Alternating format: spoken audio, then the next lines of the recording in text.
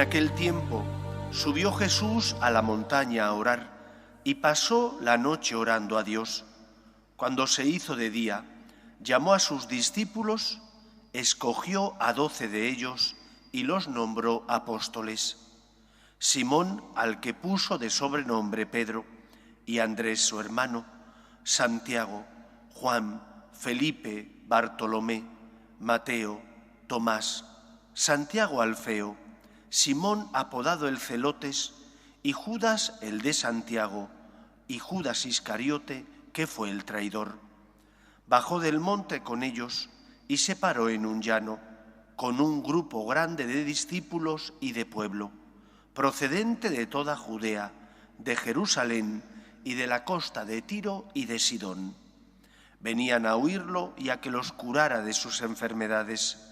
Los atormentados por espíritus inmundos quedaban curados, y la gente trataba de tocarlo, porque salía de él una fuerza que los curaba a todos. Palabra del Señor.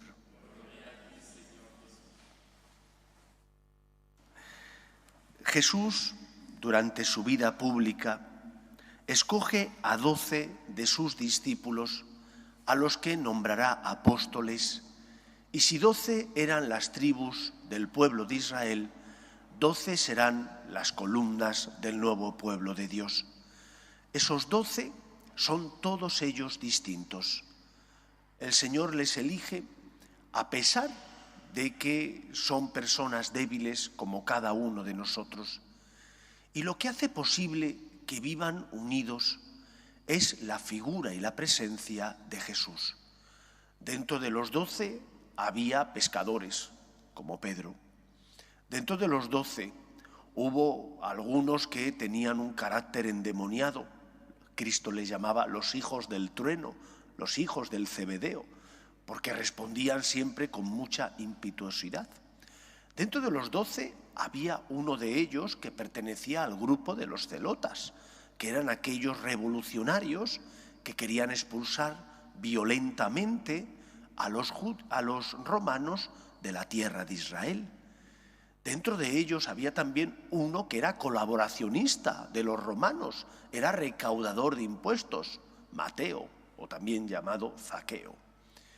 Y lo que hizo que todos ellos, distintos, con pretensiones distintas, con formación y educación distintas, pudieran vivir unidos, era la presencia de Cristo. No la de un ideal político, no la de una ideología, llegar a una finalidad, cambiar el mundo mediante la lucha contra la pobreza. Nada de eso existió en el grupo de Cristo. Y si existió en un primer momento, después fue purificado gracias a las enseñanzas de Cristo, para que entendieran que la misión que Él les transmitía solo era una: ser testigos de la verdad y llevar la salvación, el amor de Dios, al corazón de todos los hombres. Creo que es importante recordarlo, porque esta es la misión de la Iglesia, que el Señor encomendó a Pedro y a sus compañeros para que ellos la transmitieran también al Papa y a los obispos, que mediante la sucesión apostólica reciben esa misión, esa tarea, esa encomienda: ser testigos del Señor y llevar este mensaje, este tesoro de la fe, al corazón de todos los hombres.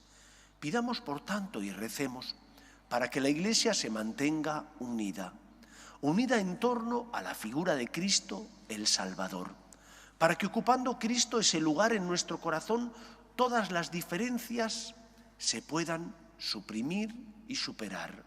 Si Cristo está en medio de nosotros, si el Señor ocupa el primer lugar en nuestro corazón, veremos la vida de forma distinta unos y otros, pero tendremos, gracias a la gracia del Dios, al amor del Señor, tendremos la capacidad de ceder, de perdonar, de ceder en aquello que no es importante, con tal de no romper la unidad que sí es fundamental.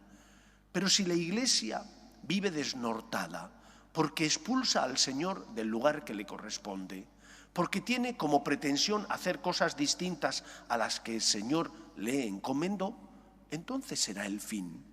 El fin de la Iglesia, porque entraremos en una guerra por nuestras pequeñeces, en una guerra porque en lugar de arrodillarnos ante el Señor, nos arrodillamos ante nuestra voluntad, ante nuestros deseos, pretendiendo crear o buscar una justicia, pero más humana que la justicia de Dios. Pidamos, por tanto, al Señor, por intercesión de la Santísima Virgen María, hoy celebramos también el dulce nombre de María, por intercesión de la Virgen, pidamos que la Iglesia se mantenga unida, que como el Señor logró que las voluntades de aquellos 12, todos distintos, se unieran en torno a Él, también la voluntad de cada uno de nosotros se una en torno al amor de Dios. Merece la pena. Solo si estamos unidos a la vid podremos dar fruto. Solo si la Iglesia está unida a Cristo podrá dar el fruto que el mundo necesita, la razón por la cual el Señor la instituyó y la fundó.